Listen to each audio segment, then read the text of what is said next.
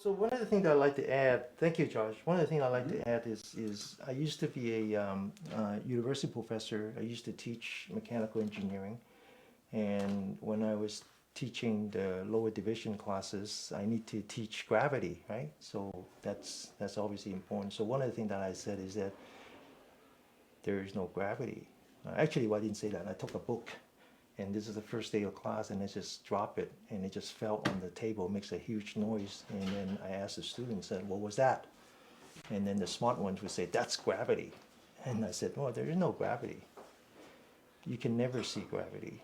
You can never experience gravity. You can only experience the effect of gravity."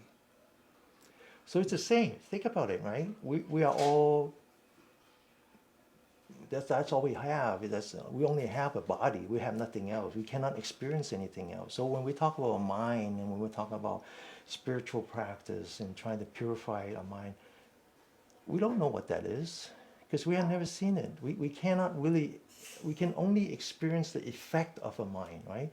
So as you practice, a lot of things come up. A lot of things come up that are really the side effect of your body, because that's the only thing you feel, right? So one of the things that I meant to talk about last time that we didn't have time to get to, but we will in 2 weeks on the last Tuesday of the month.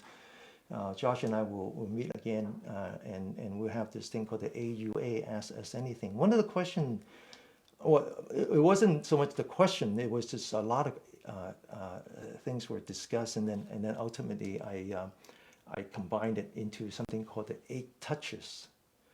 The 8 touches are a catalog of the 8 things that you would feel, that you experience with your body in meditation. Things like all of a sudden your body feels very heavy, all of a sudden your body feels very light, all of a sudden your body feels very smooth, all of a sudden you can see light. These are all side effects of your body. These are things that you never experienced before because you had never practiced before. And when you start to practice and you start to close down your 5 senses, your eye, your nose, your tongue, your ear, and your body, the only thing left is your thinking mind, which is part of your body. It's not your mind. Your thinking mind is not your mind. The thinking mind is your brain. It's part of your body. Then you start to have things that happen to your mind that you have never experienced before. And we often would think that that is the destination of a practice, opposed to just part of the journey. So one time I asked my master, I said, when I finish practicing, especially when I do walking meditation, I feel like my half of my body is numb, like I can't feel anything. And so he had to explain that to me. And he says, well, you get past it. You're still a long way from nirvana. I said, thanks. And it's always changing too, It's right? always changing. So we could have endless discussions on all these little things that happens to our body, and they are real. They're real, but they're just our body. It's just part of the journey. Okay. So only thing you should focus on is